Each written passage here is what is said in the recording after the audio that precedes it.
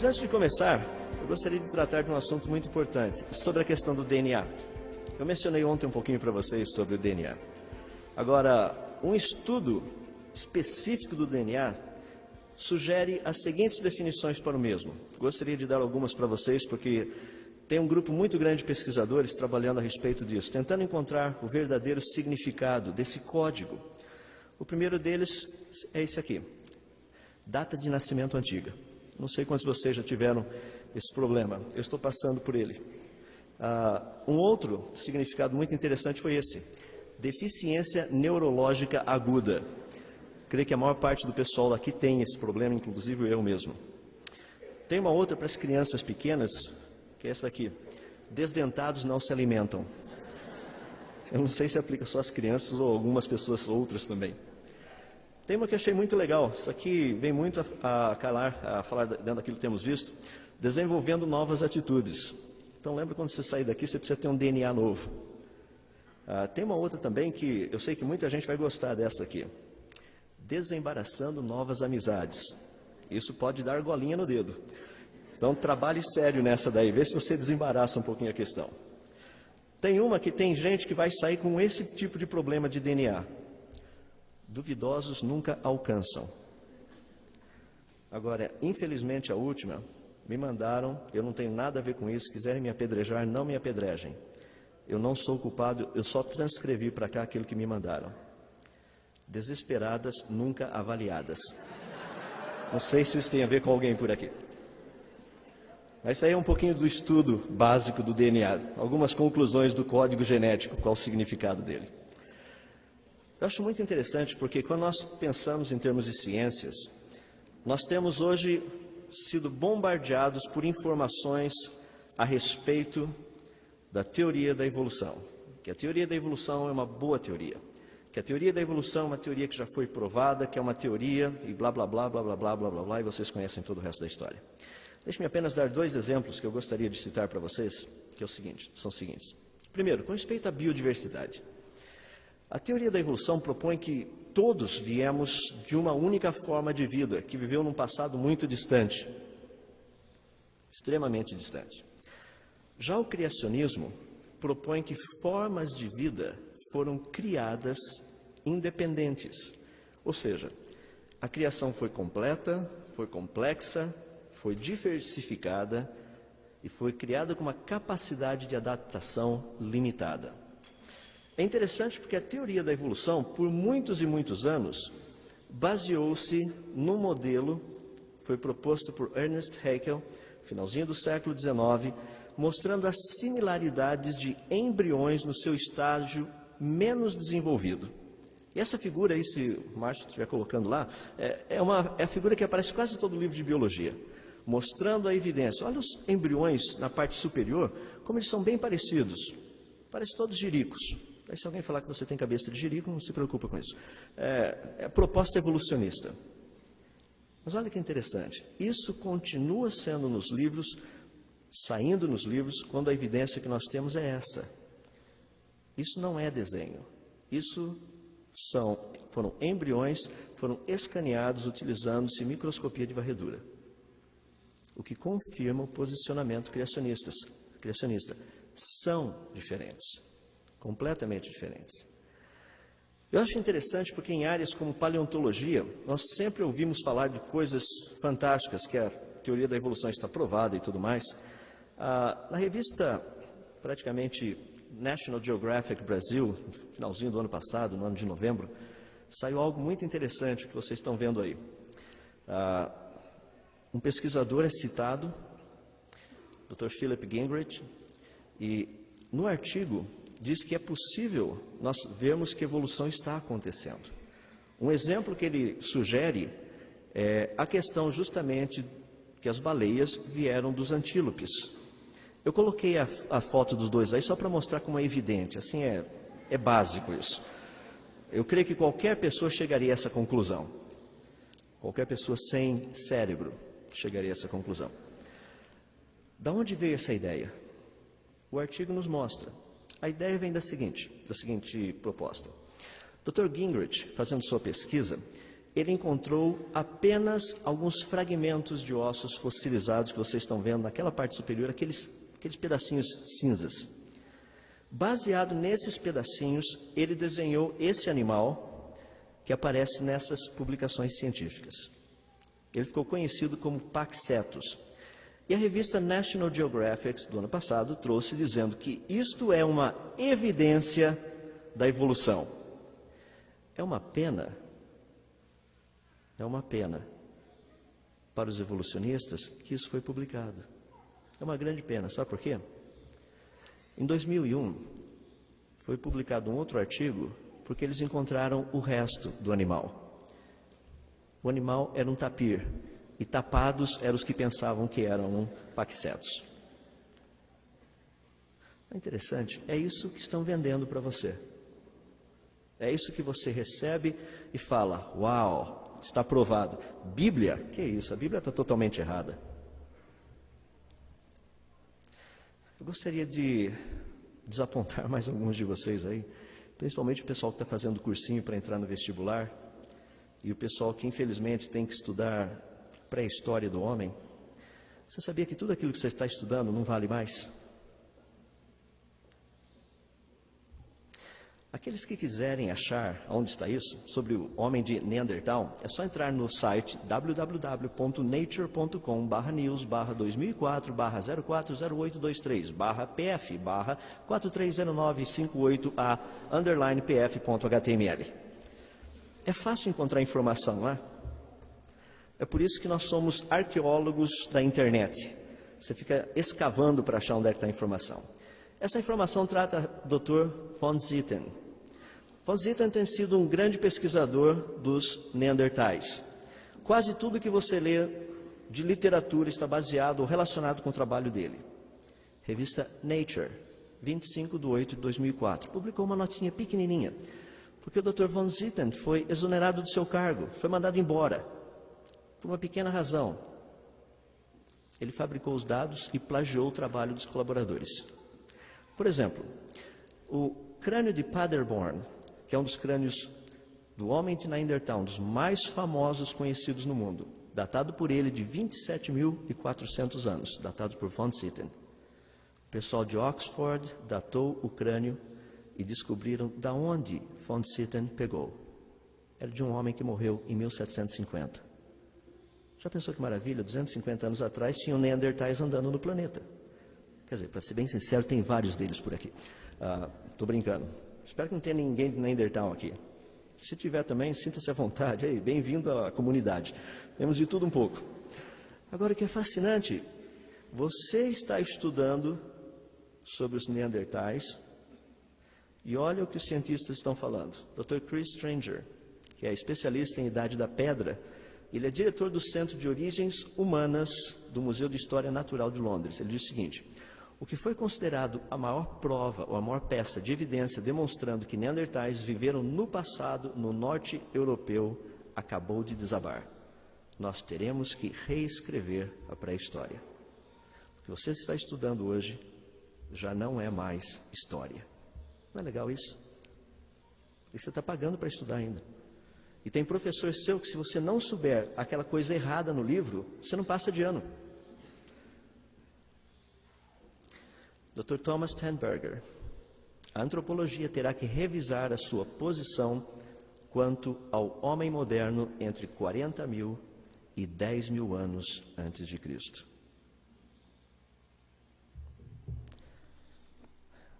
Esse livro onde eu tenho depositado a minha fé nunca precisou passar por uma revisão. Continua tão bom quanto da primeira vez que foi escrito. Não é interessante? Essa é a palavra do nosso Deus. É isso que tem sido dado de várias formas, de várias maneiras, para que nós entendamos, creiamos e venhamos a aceitá-la, sem dúvida, sem nenhuma dúvida. Mas a teoria da evolução bate muito pesado conosco, porque a parte de ciências tem um impacto grande na nossa vida. Então, deixe-me colocar algumas questões importantes com respeito à teoria da evolução. Por exemplo, na revista Veja, que saiu há cerca de um mês e algumas semanas atrás, Dr. Richard Dawkins, que é um zoólogo britânico, deu uma pequena entrevista. E ele ali nessa revista diz que evolução não é o resultado de escolhas aleatórias, mas sim da seleção natural, separando os genes vantajosos dos não vantajosos. Não é fantástico isso?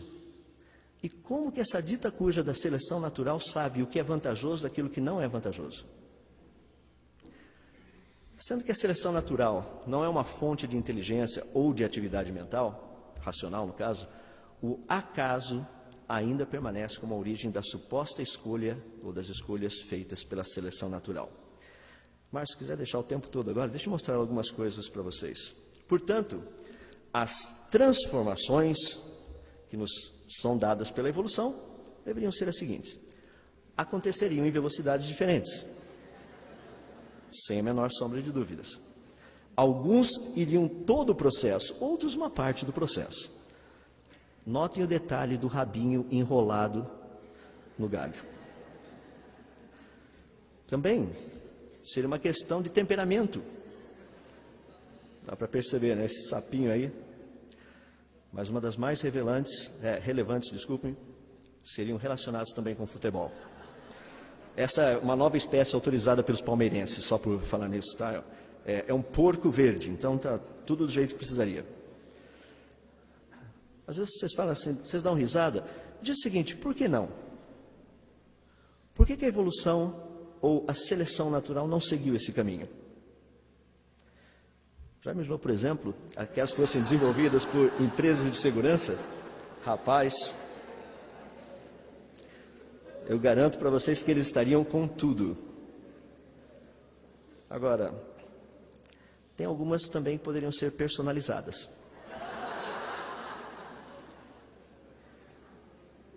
A minha pergunta é: por que esses animais não vieram à existência?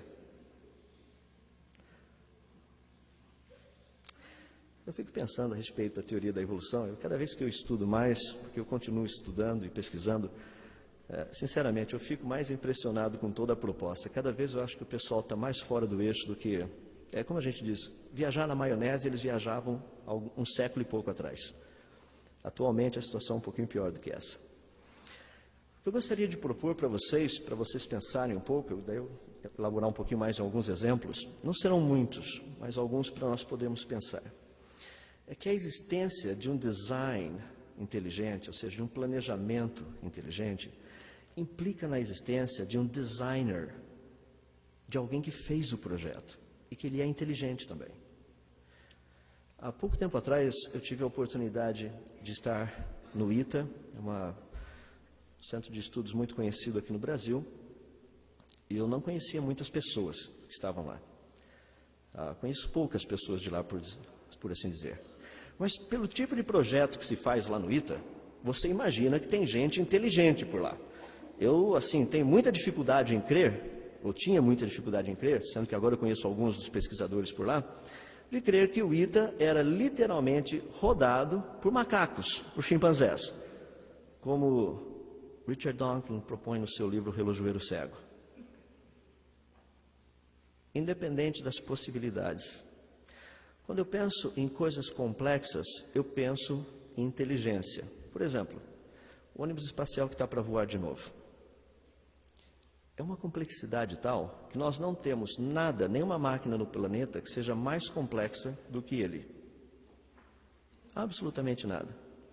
No entanto, muito embora, não conhecendo os engenheiros da NASA, que literalmente projetaram esse ônibus espacial, qualquer pessoa chegaria à conclusão que eles são muito inteligentes. E principalmente que o ônibus espacial não é o resultado de um furacão que passou por um ferro velho de aviões. Ou seja, não faz sentido. Imagina um ferro velho de aviões, me passa um furacão por ali e para esse ônibus espacial na sua frente. Você olha e fala assim: isso é muito para o meu globinho. É verdade, para o meu também. É por isso que por muitos anos da minha vida eu fui evolucionista. Eu deixei de ser evolucionista, passei a ser criacionista por razões científicas e não religiosas. Tem muita gente que acha que o criacionismo é para religioso. Não, não é para religioso. Criacionista é para gente que gosta de ciências, que faz ciências. Então eu gostaria de tratar um pouco com vocês justamente a respeito desse que é o Criador, olhando alguns exemplos. Antes de começar, abram suas Bíblias, Salmo 104, verso 24.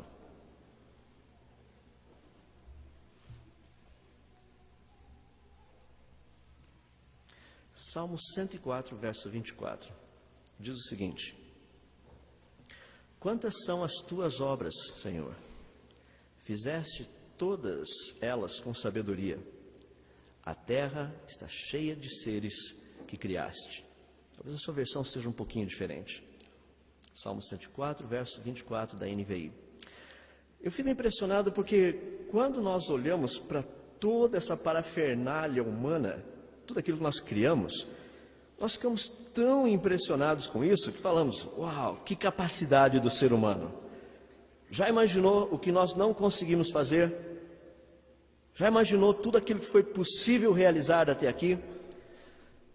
Antes de tratar de alguns exemplos específicos, deixe-me dar alguns outros só para você pensar. Sistema de radar que nós usamos hoje, nós aprendemos com os morcegos. Não foi original do homem, foi original de Deus. Nós aprendemos a como desenvolver um sistema de radar estudando os morcegos. Sistema de sonar que funciona na água, nós aprendemos com os golfinhos. O homem não aprendeu isso, não foi ideia original, desculpe, não foi ideia original do homem. O homem aprendeu com algo que Deus havia criado. Toda a criação de Deus, ela está cheia de exemplos de grande sabedoria, de um entendimento e de uma compreensão tal que para nós foge completamente de um contexto que eu consiga entendê-la. Eu, quando trabalho na área de ciências, começo a contemplar essas questões do que Deus criou, eu fico assim, às vezes até mesmo pasmo. Deixa eu dar alguns exemplos do porquê. Estudar alguns pequenos insetos famosos por aí. As abelhas. Eu sei que todo mundo gosta de mel de abelha, aquele negócio, ninguém gosta de picada de abelha, e eu não vou tratar também dessas questões. Eu gostaria de tratar apenas de um ponto das abelhas, que é um ponto muito interessante. A abelha é um bicho extremamente inteligente.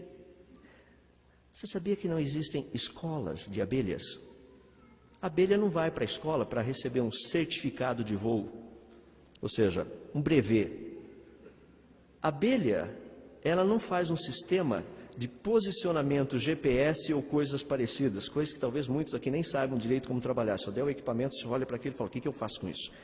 Por falar nisso, onde é o norte aqui? Vocês têm ideia? Veja onde o sol nasce. Olhando para onde o sol nasce, você vai saber. Eu sei, quase ninguém está por aqui a hora que o sol nasce.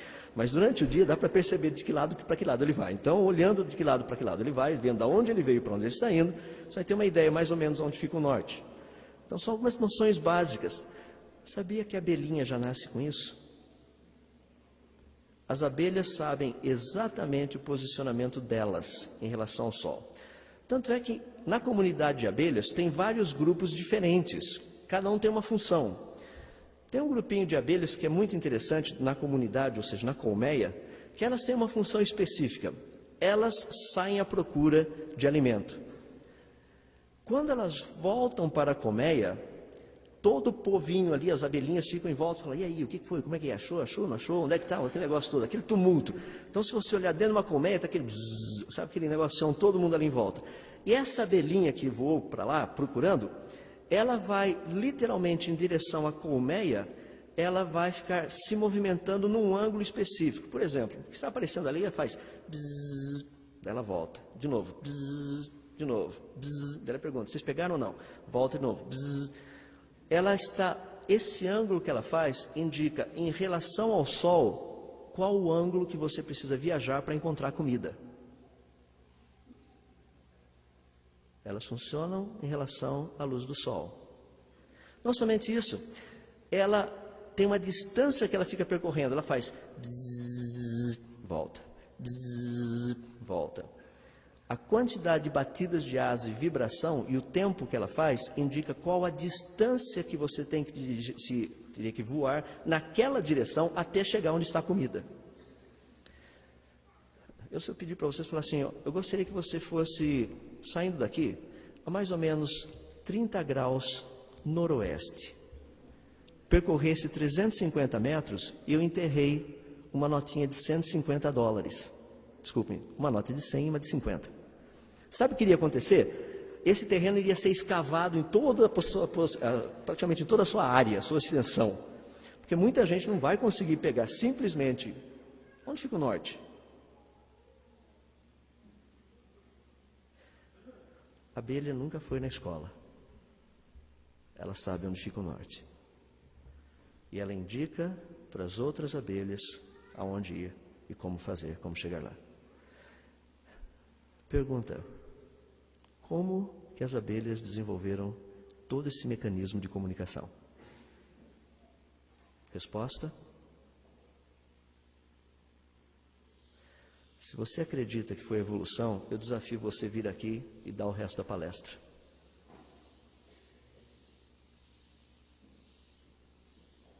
É só explicar como que isso aconteceu. Eu fico impressionado porque é um bichinho tão simples, a gente nem dá bola, né? Sai andando por aí, está ali a abelhinha, passa a abelhinha para lá, passa a abelhinha para cá, e de vez em quando você até abana para as abelhas não te picarem. E de vez em quando você encontra uma abelhinha caída no chão. O que aconteceu? Não passou no vestibular, porque não sabia onde é que ficava.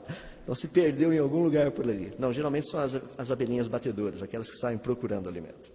As abelhas são fascinantes. Tinha muita coisa que a gente poderia falar delas aqui, daria para ficar falando uma noite toda. O sistema de construção, por exemplo, da colmeia. Elas têm um sistema de controle de temperatura que é maluco para não derreter. Já imaginou? Agora está friozinho, lá na colmeia está legal, né? A cerinha não derrete, o mel está guardadinho, bonitinho. Ei, peraí, daqui a pouco tem aquele maior calorzão aí, vai chegando o verão, aquelas temperaturas de 30 e poucos graus e tudo mais. Como fazer para não derreter o mel e a cera dos pequenos lugarzinhos onde o mel se encontra? Tem um grupinho de abelhas que elas se alinham na direção correta, porque a colmeia é feita e desenhada para ter movimentação de ar. Todas elas se alinham e batem a asinha na mesma direção, fazendo simplesmente um grande corredor de vento para resfriar a colmeia. Controle de temperatura também. E a lista de coisas que as abelhas fazem, seria impressionante se a gente pudesse olhar todas elas, mostram a grandeza da sabedoria daquele que as fez. Deixa eu dar mais um outro bichinho que ninguém gosta muito. Aranha. Aranha é um problema sério, principalmente na nossa mente, né? Tem teia de aranha lá dentro, tem gente que tem problema com isso. Mas a aranha é fascinante, primeiro porque a construção da teia. Eu sei que muitos de vocês não ficaram sentados vendo como que uma aranha constrói uma teia e tudo mais, mas tem gente que é pago para fazer isso. Essa é a parte legal da ciência, aprender um pouquinho de coisa assim. Então o pessoal fica lá estudando como que funciona todo esse sistema. Algo que é muito interessante a respeito da construção da teia é que a aranha tem que localizar, achar um local apropriado para construir a teia. Imagina legal, a aranha vai lá e constrói a teia num lugar que não passa inseto nenhum. E ela fica lá, orando, né? Senhor, manda um bichinho aqui para a minha teia. É interessante que as aranhas, elas conseguem, através de pequenos testes, saber aonde tem bichinho e onde não tem bichinho, outros insetos, para armar o sisteminha delas. E a maneira como a aranha traça o primeiro fiozinho, porque às vezes você olha assim, tem de uma árvore até a outra, você fala, caramba, como é que a aranha fez esse primeiro fiozinho? Como é que ela traçou essa teia daqui para lá? A aranha primeiro, ela examina o local, a volta toda, vê aonde teria um outro ponto, se a distância for muito grande, e daqui a pouco a gente vai dar uma olhada nessas proporções, e ela faz o seguinte, ela vê a direção do vento. Dependendo da direção do vento, ela sabe que se ela lançar um pedacinho do fio da teia dela, vai sair daqui, que vai enroscar do outro lado lá. É tudo que ela precisa, é só um lugarzinho enroscado. Então ela se orienta pela velocidade do vento. Se não tem vento, ela procura um lugar menor, onde ela tem condição de andar e esticar e montar a teia dela. A construção é muito interessante, porque ela faz um desenho, ela planeja. Os primeiros fios que ela tece são os um pouquinho assim mais grossos, para ter uma resistência maior. Esses são os que são montados nos pontos estratégicos. E ela consegue avaliar qual a distância mínima que tem que ter para colocar os suportes e prendê-los, para que a teia não caia. Depois que ela faz isso, ela traça essa base, daí ela traça os pontos centrais, também são feitos com esses, literalmente com um pouquinho de teia de aranha, filamentozinho de teia de aranha um pouquinho mais grosso, também para ter uma boa resistência, monta esse sisteminha todo, daí ela começa com uma teia um pouco mais fina, um filamento mais fino, fazer o sisteminha dela, como vocês estão habituados a ver. Muito interessante. Agora, só para você ter uma ideia, em termos do tamanho, se nós pudéssemos fazer uma aranha do tamanho de um ser humano, as teias de aranha teriam mais ou menos 150 metros de tamanho. Já imaginou você fazendo uma teia de 150 metros de tamanho? Pega lá o seu fiozinho e vai tecendo, tem que pregar aqui, agora tem que pregar lá do outro lado, todo esse negócio aí assim. Para você ter uma ideia, o material da teia de aranha, ele é 5 vezes, pelo menos, mais resistente do que o aço. Se você pegar praticamente o material da teia de aranha, tipo de seda, fizer um cordão de aproximadamente 30 centímetros de espessura, você teria condição de pendurar 150 carros nesse cordão. Ele não iria quebrar. Só para a pesquisa de vocês, talvez vocês saibam o nome, mas eu gosto de dar algumas coisinhas para vocês pensarem. Tem sido desenvolvido um sistema hoje de coletes à prova de bala que usa exatamente o mesmo material que a aranha usa para fazer o seu sisteminha de teias. Muito interessante isso. Teia de aranha. Quem já imaginou pensar em fazer teia de aranha, estudar aranha, para aprender o quê? Para fazer colete à prova de bala. Em vez de você ficar usando aquele coletão de chumbo, só um pouquinho pesado, leva um mais leve, mais light, que as aranhas fazem. Mas tem uma aranha que me fascina. Vou deixar para vocês pesquisarem o nome dela. Essa aranha é de uma engenhosidade que é de tirar realmente o fôlego da gente. Ela não faz teia de aranha. Você fala, mas aranha que não faz teia de aranha? Essa é uma aranha mais evoluída, aquela assim, sabe, que pensou um pouquinho, foi lá na casa dela, em vez de comprar um PC, comprou um Apple, assim, só para não dar pau. Então, faz uns negocinhos básicos assim. Ela vai evoluindo com o passar do tempo. Estou zoando, o pessoal depois me pega, aí vão desligar daqui a pouco o vídeo, fica vendo lá. Essa aranha, ela é muito interessante porque ela faz um buraco no solo, onde ela fica dentro do buraco. Ela faz uma tampa redondinha para o buraco, feita de teia de aranha, e ela vai camuflando com terra e folhinhas exatamente iguais a que você encontra no solo.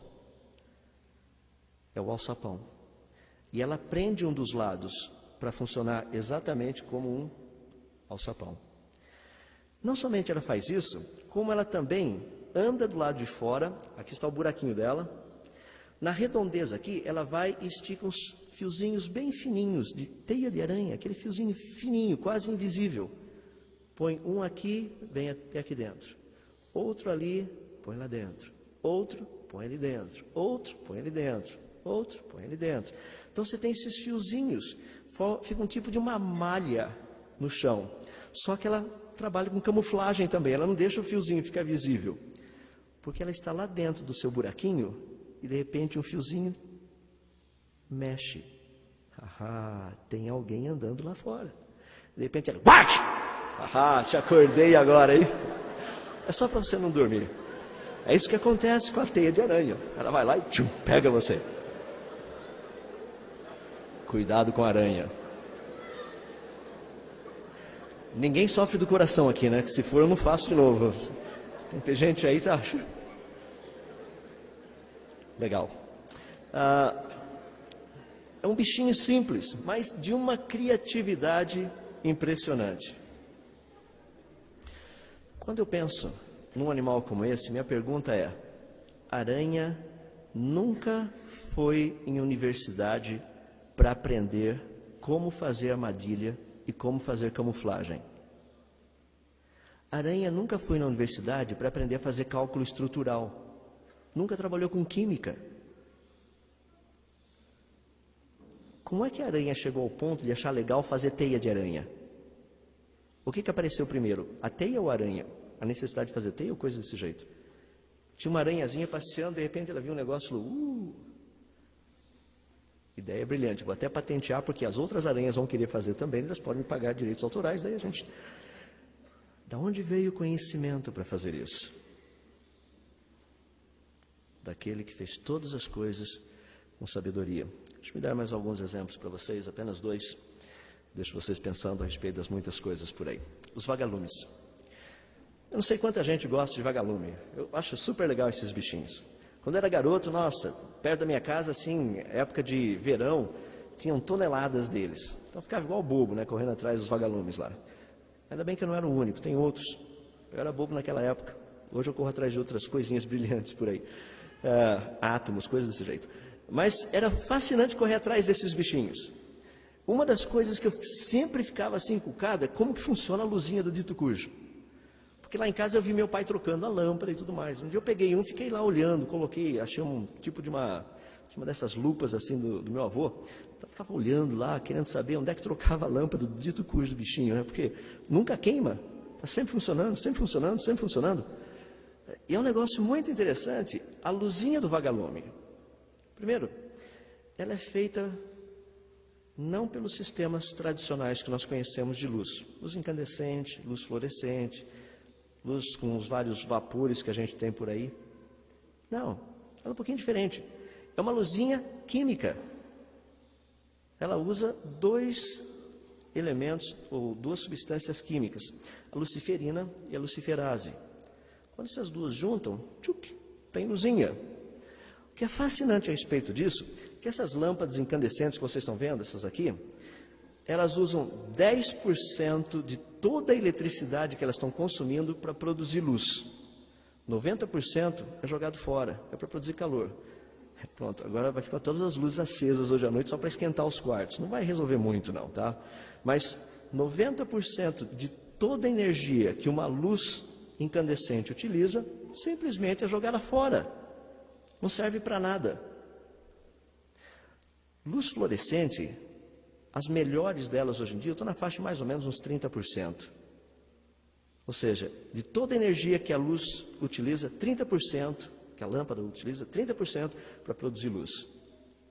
Você sabia que o vagalume usa 100% da energia?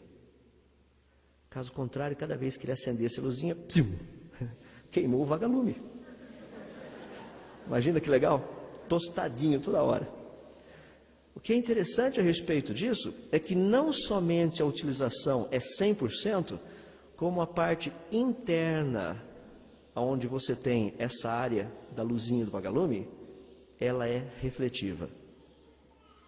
Já vem com um refletorzinho de fundo também. Que mecanismo impressionante. Mas, afinal de contas, para que o vagalume usa a luzinha dele? Aí é que eu tchando a coisa. Para fazer aquele negocinho interessante, conseguir uma esposa, conseguir um marido, é justamente para isso que ele usa a luzinha.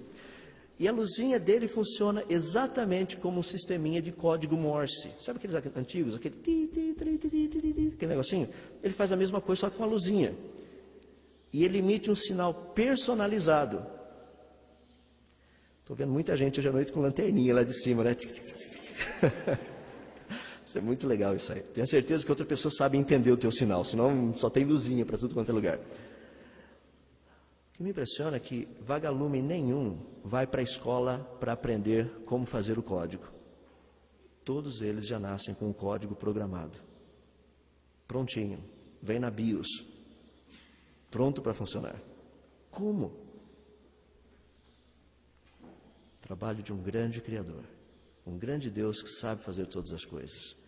Sabia que qualquer pessoa que souber como fazer uma luz de vagalume, sem dúvida será o homem mais rico desse milênio? Nós não temos dúvida disso. É só uma questão de você saber como fazer. Porque a tecnologia que o vagalume tem, nós não temos. Eu acho impressionante ver as coisas que Deus faz. Porque isso assim dá aquela sensação, uau, como é bom ter um pai desse jeito, né? Um pai que realmente é crânio, é um gênio. Não, é Deus. É um grande Deus. Eu estou dizendo isso, eu gosto de dar esses exemplos, porque muitas vezes nós temos, assim, uma impressão que, coitadinho, né? Deus só entende de dízimo. Lá na igreja já viu, né? Tem que dar o dízimo. Eu acho que Deus entende de dízimo, de corinho, equipamento de som que não funciona, daí os irmãos pedem para orar, para voltar a funcionar, coisas desse jeito. Meus irmãos, nosso Deus é um Deus que sabe todas as coisas. Ele fez todas essas coisas com grande sabedoria, muita sabedoria. Deixe-me dar um último exemplo para que vocês possam pensar. Existe um pássaro pequenininho chamado Golden Plover. O nome técnico dele é Pluvialis dominica fulva. Bichinho muito interessante ele.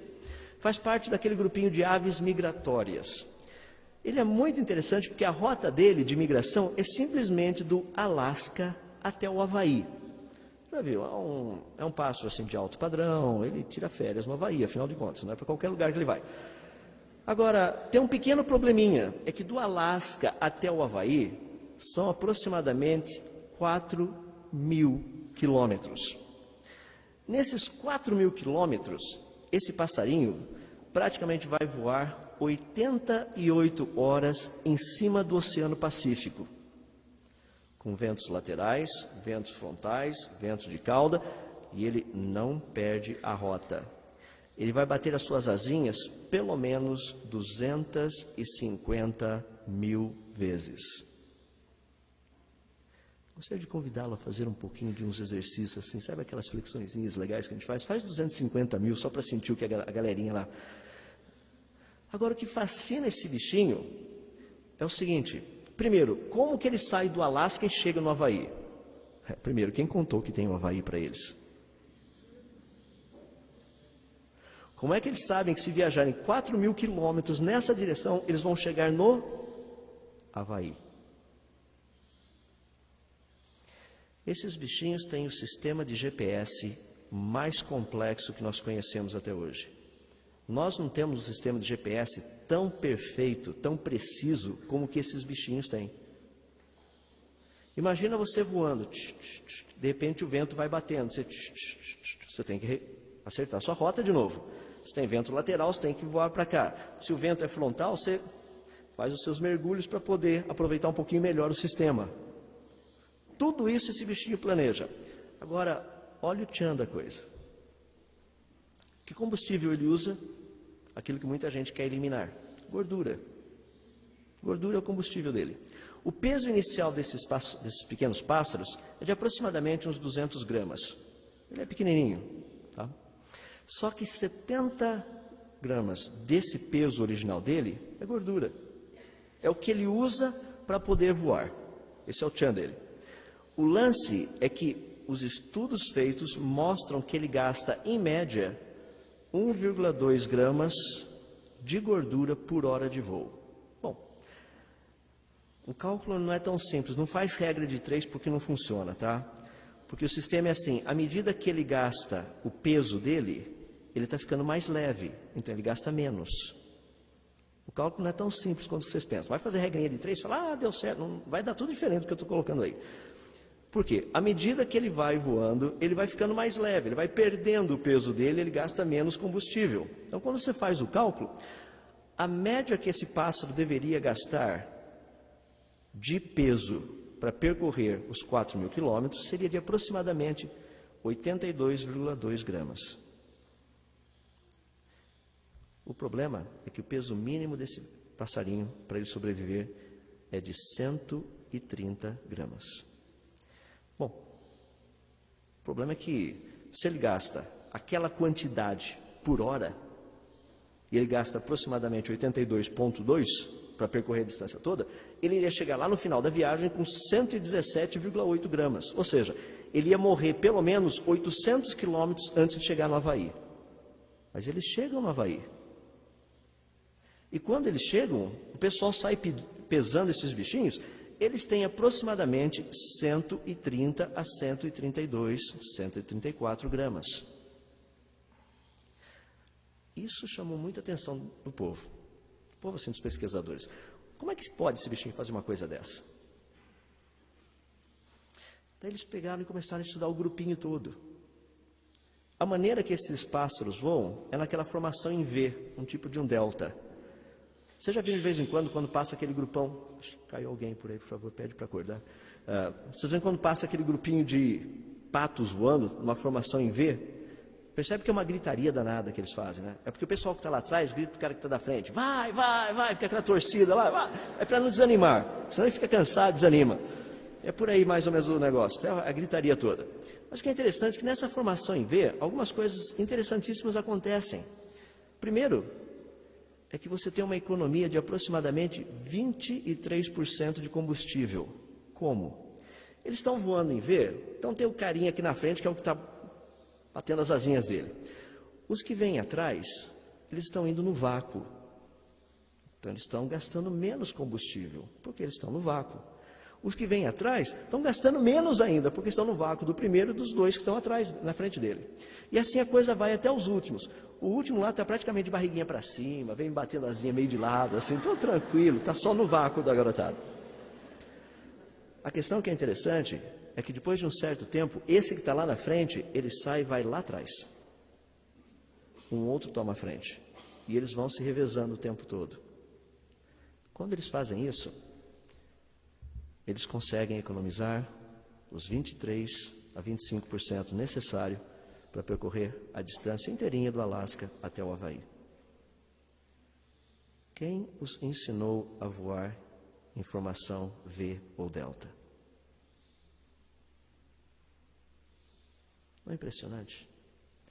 Para você ter uma ideia, a questão de consumo comparado, a gente pega o peso em função da porcentagem, ou seja, porcentagem do peso em função do consumo por hora. Para ter uma ideia, o Golden Plover é de aproximadamente 0,6% em função do peso dele. Um jato comercial é de aproximadamente 12%. Um helicóptero, na melhor das possibilidades, te dá 5%.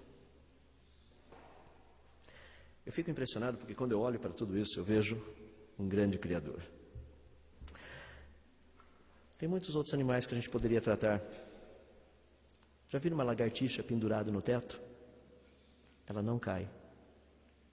O sistema dela não é um sistema molecular para ficar preso, é um sistema atômico, que nós não temos ainda. Estamos estudando para aprender como fazer um parecido. O que a gente tem é fita crepe, esses negócios assim, que não funciona muito bem. O da lagartixinha não é fita crepe nem durex. Gruda em qualquer lugar e fica.